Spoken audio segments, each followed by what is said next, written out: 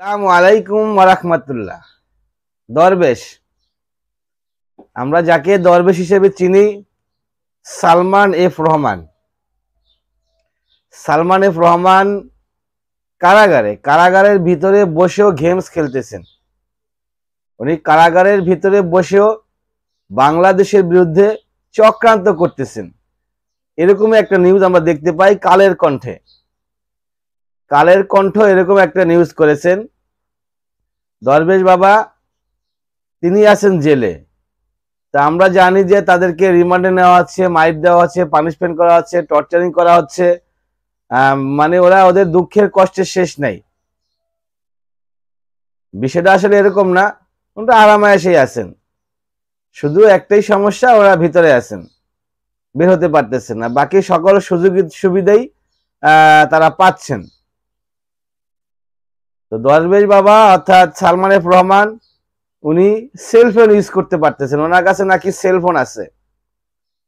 কালের কণ্ঠের তথ্য অনুযায়ী ওনার কাছে সেলফোন আছে এবং ইন্টারনেটের সুবিধাও তিনি পাচ্ছেন। আর যেহেতু ইন্টারনেট আছে, তার মানে দেশের বাইরে উনি খুব সহজেই যোগাযোগ করতে পারতেছেন।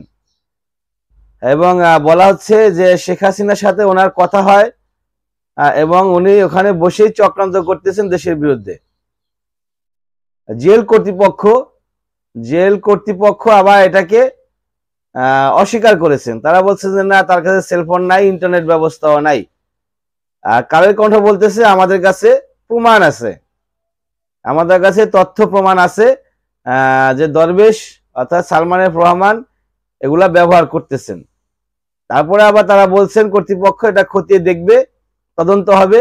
যদি এই ধরনের কোনো সুযোগ সুবিধা সে ভোগ করে থাকে, এই ধরনের কোনো কার্যক্রম সে চালিয়ে থাকে, অর্থাৎ সেলফোন ইন্টারনেট ইউজ করে থাকে, তাহলে সেটার বিরুদ্ধে অবশ্যই ব্যবস্থা নেওয়া হবে। তো কালের কণ্ঠ যেহেতু বলছে প্রমাণ আছে, তার মানে আমরা কিছুটা আশাবাদী যে ঘটনাগুলো ঘটছে।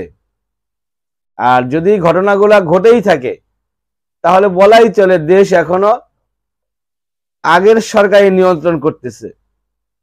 বিভিন্ন জায়গায় এরকমটা আমরা দেখতে পাচ্ছি এখন, যে বিভিন্ন বড় বড় যে দপ্তরগুলো আছে, সেই দপ্তরগুলোতে এখনো আওয়ামী লীগের বড় বড় নেতারা আছে, বড় বড় কর্মীরা এখনো সেখানে অবস্থান করতেছে।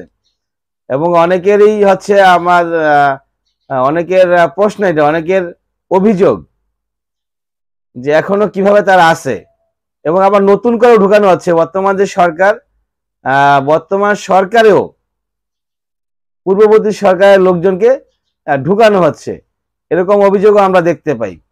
তো যাই হোক, আমরা যেটা বলছিলাম, সালমান এফ রহমান যদি এ ধরনের কার্যক্রম করে থাকে, তাহলে অবশ্যই এটা খতিয়ে দেখা উচিত এবং উপযুক্ত ব্যবস্থা নেওয়া উচিত বলে আমি মনে করি।